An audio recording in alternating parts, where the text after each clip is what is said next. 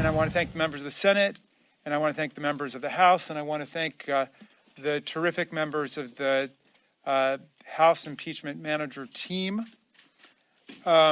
Trump stormed our house with the mob he incited, and we defended our house.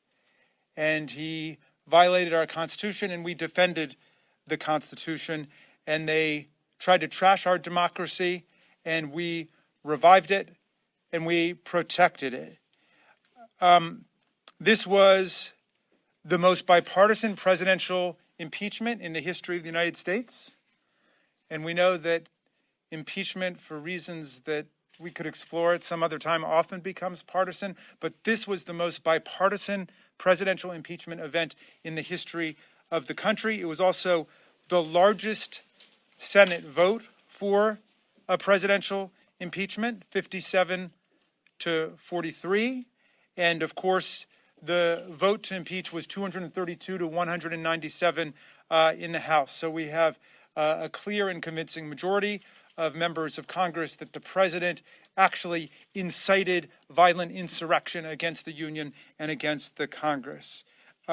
Senator Mitch McConnell just went to the floor essentially to say that we made our case on the facts, that he believed that Donald Trump was practically and morally responsible for inciting the events of January 6th. He described it, as we did, as a disgraceful dereliction of duty, a desertion of his office. And he made a series of statements that we didn't even make, saying that this was not over yet by a long shot, essentially, and that there was the path of criminal prosecution for the former president, the disgraced and now twice impeached former president. So the bottom line is that we convinced a big majority in the Senate of our case. I'm very proud of the exceptional hard work of these managers who worked through the night, many nights over several weeks, to make this case to the Senate and to the Union.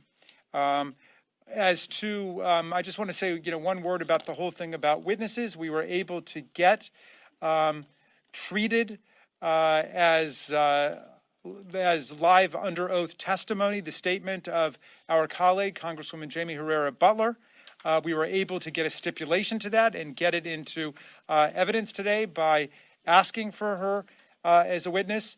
If you listen to Mitch McConnell and the Republicans who are now hurriedly explaining why they voted not to convict, all of them are hinging it on a legal argument, jurisdictional or some other legal argument that could never be overcome by any number of witnesses. We could have had 5,000 witnesses and Mitch McConnell would be making the same speech, because what he's asserting is that the Senate never has jurisdiction over a former president.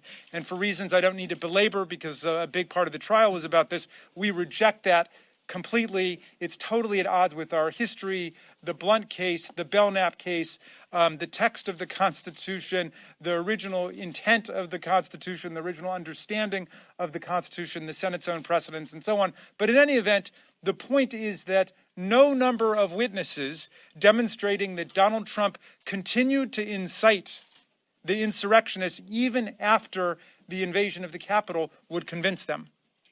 They wouldn't be convinced. They were hinging it on a matter of law, which we thought we had settled back on Tuesday, of course, when the Senate elected to exercise jurisdiction and to reject that jurisdictional constitutional argument. But it is what it is. Mitch McConnell clearly feels that Donald Trump remains a huge problem for the Republican Party, even if he has been disgraced in the eyes of the country. And that is not my jurisdiction, and I really don't have anything to say about that. I think they will have to deal with the political dynamics within their own party. So we did get Donald Trump at least to admit that he's a former president now, so that's good news. He's not asserting that somehow he's still president, and they're recognizing, at least in a de facto sense, the legitimacy of this presidential election, which, of course, President Biden won by more than 7 million votes and by a margin of 306 to 232, 306 to 232 in the Electoral College. With that, I will close my remarks, and the questions are open for any of us, and I'm going to share the podium with my distinguished colleagues. Okay. Yes, Speaking about witnesses, at the beginning of this proceeding, there was a procedural motion. 5 Republicans broke ranks. They voted on the Rand Paul motion. Then there were 6 on the constitutionality. Today there were 7 who broke ranks on conviction. So what's to say if you didn't push harder on witnesses, tried to get someone who could provide shed more light into Donald Trump's thinking, that you couldn't have grown the number of Republican defectors? All right. Somebody else want to take a shot at that? I thought I addressed that, but anybody else want to? Yes, please, Stacey. Listen, we heard from the minority leader, Mitch McConnell, that we have proven the case. He said specifically, the House managers have proven the facts of the case. And before we started yesterday, we knew when we rested with overwhelming evidence as to the facts of this case. These all jurors were also witnesses to the crime. They knew specifically what was happening. And then there was, we found additional information about Herrera Butler, which we, on yesterday evening, we decided that we were going to go after. And we got it. We got that information to further amplify what we had already proven there in court. There is no other additional witnesses that were friendly to us that were not there on the screen. The body cameras of the Capitol Police officers, how much more resonance would that have given to them than the actual seeing the day of the insurrection? Individuals that others of us would have liked to have called, like the president, who we invited, is in fact the defendant and does not have to testify. Other individuals who may have been there with the president were not friendly witnesses to us and would have required subpoenas and months of litigation. They are still litigating McGahn in impeachment 1 a year later. And so we believe that we have shown that this president is a disgrace to our country. Mitch McConnell himself said that. These senators have decided to hang their hat on jurisdictional grounds which are not based in evidence, which are not based on the facts, and they will have to be judged for that.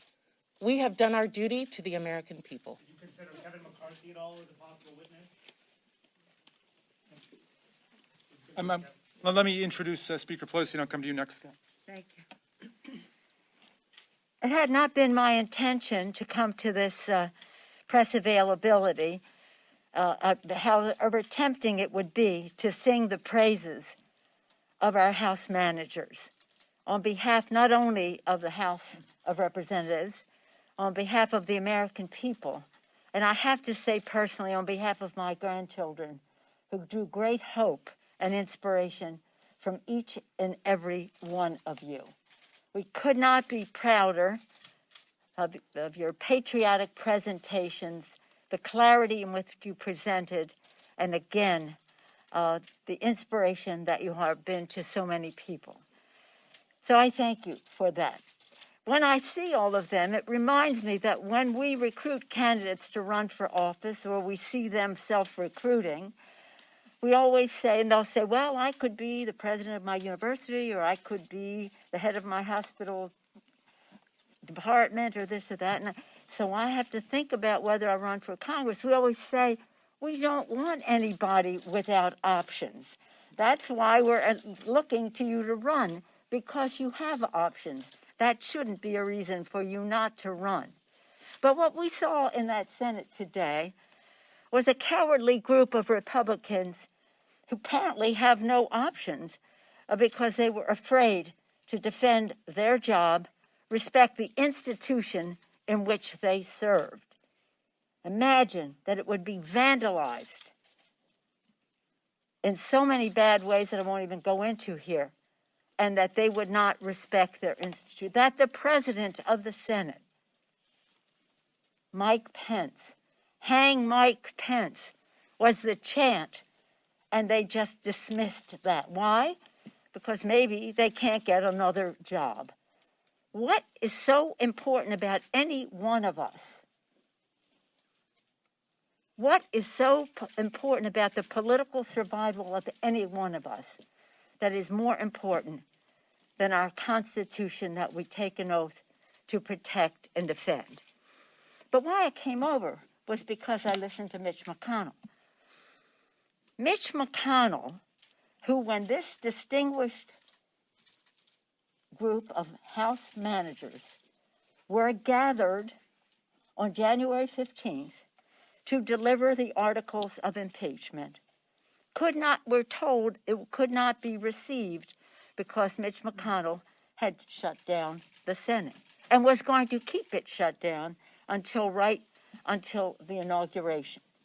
So for him to get up there and make this indictment against the president and then say, but I can't vote for it because it's after the fact that he established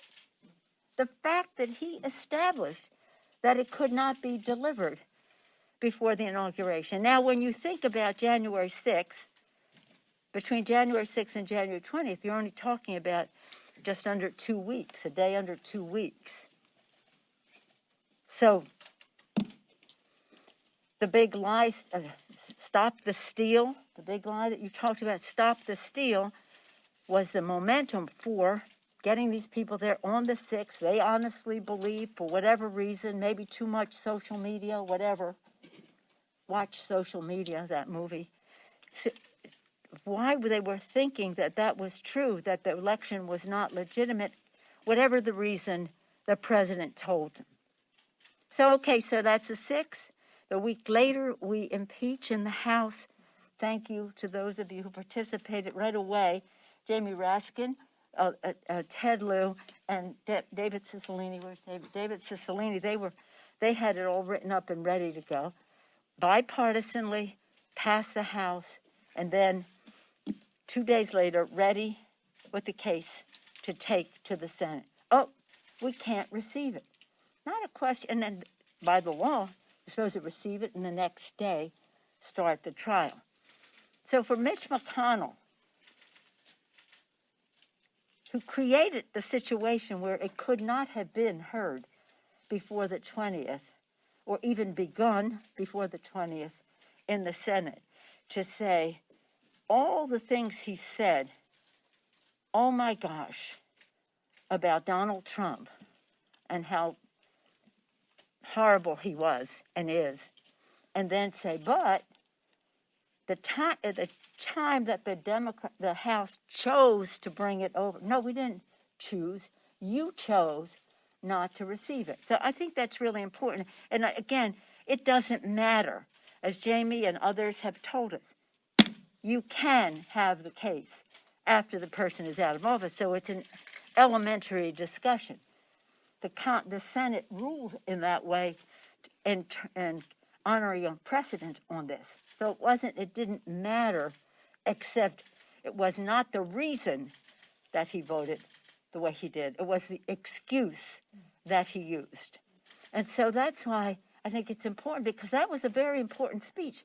I thought Chuck Schumer's speech was remarkable in laying it all out. I think he was inspired by all of you, because you raised the level of all of this to such a place of patriotism and knowledge of our country, our history, and what we owe our children. Again, we always say, honoring the vision of our founders, worthy of the sacrifice of our men and women in uniform, and respecting the aspirations of our children. They did all of that. And as Jamie, the distinguished lead manager said earlier on this presidential weekend, our sense of patriotism is stirred, and we're called upon in a stronger way. So I want to thank them. I want to thank Stacy Poskett. Thank you, Stacy. Thank you, Madeline Dean. Thank you very much, Joe Naguse. Thank you, Eric Swalwell. Thank you, Diana DeGette. Thank you, David Cicilline. Thank you, Ted Lieu. Thank you, Joaquin Castro. Thank you very much, Mr. Lead Manager, on all of this. We just couldn't be prouder. I've been hearing from my grandchildren who are very sad that justice wasn't done. But by 15 votes, the Senate voted to convict, a good bipartisan statement about what has happened. It would not have been accomplished without your brilliant presentation. So I thank you for that, and I yield the floor back to all of you as I leave. Thank you, Madam Speaker. Madam Speaker, thank you for your confidence in us. I was going to go next to Scott. Were you going to take the next one, David? Is that good? Okay. I was Scott. curious, though, for the speaker, if she had a comment about Ms. McConnell's statement on the floor, suggesting that President Trump still was liable criminally or civilly for everything he did in office. Do you think now that the Justice Department or State Attorney General should pursue the legal? He even hedged on that. Remember when he talked about incitement? He said he didn't think this rose to level. Oh, and so he was hedging all over the place. I don't know whether it was for donors or what, but whatever it was a very disingenuous speech. And I say that regretfully because I always want to be able to work with the leadership of the other party. I think our country needs a strong Republican Party. It's very important, and for him to try to have it every which way. But we will be going forward to make sure that this never happens again in terms of to investigate and evaluate what caused this, and both in terms of the motivation, but also in terms of the security that we have to have as we go forward, recognizing how inflaming even some of our elected officials can be. But I defer to all these distinguished lawyers about what happened. All right, let's see. So But Speaker Pelosi, is censure, I'll come to you and then I'll come to you. I'm sorry. is censure an option right now then? Censure is a slap in the face of the Constitution. That lets everybody off the hook. That lets everybody off the hook. Oh, these cowardly senators who couldn't face up to what the president did and what was at stake for our country are now going to have a chance to give a little slap on the wrist. We censure people for using stationery for the wrong purpose. We don't censure people for inciting insurrection that kills people in the Capitol. You're here. Yes. Can you explain how you went from wanting the contemporaneous notes from the congresswoman depositions, possibly leading to other depositions, to then entering an already public statement,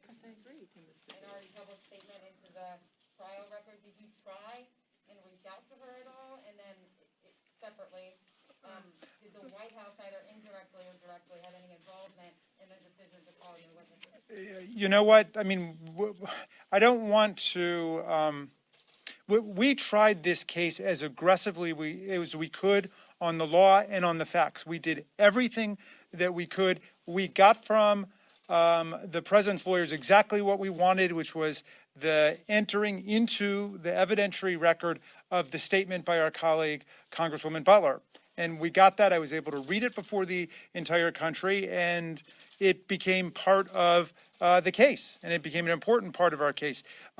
If, again, we could have had 500 witnesses, and it would not have overcome the kinds of arguments being made by Mitch McConnell and other Republicans who were hanging their hats on the claim that it was somehow unconstitutional to try a former president, or that the First Amendment somehow gave him a right to incite violent insurrection against the Union. And though, they're going to have to live with those arguments that they made. But we think that we overwhelmingly proved our case. I think Mitch McConnell's statement showed that they knew we overwhelmingly proved our case. And all that might have happened if we had, bargained for 10 witnesses on our side, 10 witnesses on their side. The first person they said they wanted to bring up and to cross-examine is Nancy Pelosi. They would have turned the whole thing into a circus. And we conducted it with solemnity and legal seriousness and decorum. And you saw the conduct of the lawyers on the other side, and you know what Donald Trump's track record is. We were not going to allow them to turn it into a farce. Yeah, Why didn't you raise her comments sooner?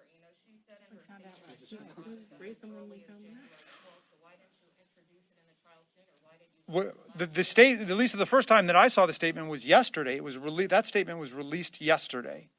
So, what's interesting is that the premises on these questions is somehow that we failed to prove the facts of the case. I think in the eyes of the entire world and the country, we overwhelmingly proved the facts of the case. And Senator McConnell just conceded that that wasn't the issue. I think you got to talk to the 43 senators who are basically saying no amount of facts would have made any difference to them because they didn't think that the president was subject to the jurisdiction of the Senate. That was the argument you just heard Mitch McConnell make.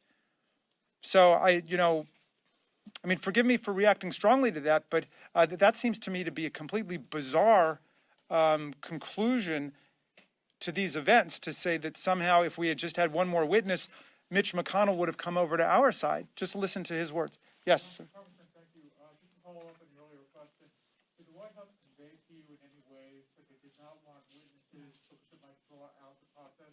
Did the White House tell you they wanted a short, condensed trial? I never spoke to anyone from the White House or to President Biden or to Vice President Harris. None of them. No. And I made the call. So you want to blame somebody? I think we were just trying to understand how, Yeah. in terms of witnesses, how you got from that. Well, remember, when you get in a situation like this, if we had needed any witnesses to make our case, then we would have gone all the way and insisted on witnesses in a 6-week trial or an 8-week trial or whatever. We didn't. We overwhelmingly proved our case. Senator McConnell, the leader of the Republicans in the Senate, just conceded that, right? All of them are saying, well, you won on the facts. But I think you're confusing. So- You said something. It was two things that we had to do, right? And then we'll just take one more. We had to first have a motion for witnesses, which we did when we were supposed to do it, which was after the prosecution and the defense made their case. We made a motion to allow for witnesses.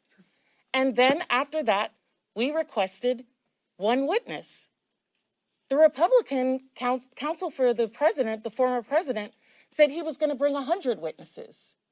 We got the essence of what we wanted, which was the statement of Congresswoman Jamie Herrera Butler.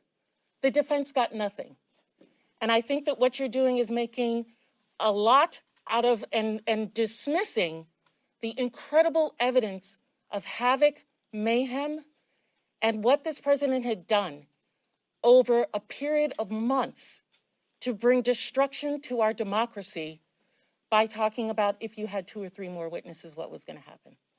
Yeah, one thing I would just add to it is remember, there's a reason that the request for witnesses comes at the conclusion of the case, because we had an opportunity to see the former president's counsel, and decided whether we needed to provide additional witnesses. Don't forget, our case was filled with dozens of witnesses who were presented by way of video and statements and recordings. And it was only last night we learned about this new information, and we got the best of both worlds. We got that testimony in the record before the jury without any risk associated with it. And that's important to remember. This is a congresswoman who repeats a telephone call between Kevin McCarthy and the former president of the United States, in which Kevin McCarthy is pleading for help, saying, help us, we're under attack. The president first tries to blame another group, Antifa, and he says, no, Mr. President, these are your supporters, and we're in danger here. And he says, well, Kevin, maybe they care more about the election than you do. That came before the Senate jury through the statement that Mr. Raskin read. So we got the evidence in of the witness that we wanted to present, and that was a victory for us. The defendant, President Donald John Trump, was let off on a technicality. And that's essentially what you heard Mitch McConnell say, that they let him off on what they perceived, at least, to be a procedural issue, which was because of the constitutionality of the matter, they couldn't proceed to the substance. Doctrinal interpretation, both on the liberal side and the conservative side, strongly disagrees with that assessment, but they let him off on a technicality. And you also heard Mitch McConnell go up there and say, essentially, that we overwhelmingly proved our case, that substantively, Donald Trump is guilty of inciting an insurrection. And it has been, I know for all of us, an honor to work and a solemn honor to work on this case. And even though we didn't get 67 votes. This has been the most bipartisan vote for impeachment and conviction ever. And we know that we spoke the truth on the Senate floor. And the American people, by and large, have agreed with us. And one final remark on all of this. This episode from January 6th on has been very taxing on the American people. Ushered in a new era, thanks to Donald Trump, of political violence. And so, most of all, my reaction to the decision of a majority of Republican senators not to convict Donald Trump, despite the overwhelming evidence, is not only sadness, but also apprehension for the nation. Because as I said during my remarks, the defense counsel's main argument is that there's nothing wrong with what Donald Trump did, and he could do it all over again. And as a nation, we just have to hope that that isn't the case. All right, I think that we're going to close it up. I just want to remind everybody that this was the most bipartisan impeachment in the history of the United States. It was the largest vote in the U.S. Senate ever to convict a president who's been impeached. And it was the most bipartisan conviction vote in the Senate that we've ever seen in a case of a presidential impeachment. But there's one other number to look out for if you listen carefully to what's being said now after the trial. There are 57 senators who voted to convict on the facts in the law. Now, add to that the number of senators who say they believe that Donald Trump was factually guilty, but that the Senate didn't have jurisdiction or there was some other constitutional issue. But just take the ones who say, we don't think that we could convict him because of this January exception. He was able to get away with it at the end of his term. If 10 or 15 or 20 of them say that, that means you've got a supermajority who are saying that the president actually is guilty of his crimes, which we think we have overwhelmingly and convincingly demonstrated to the American people. Thank you all very much.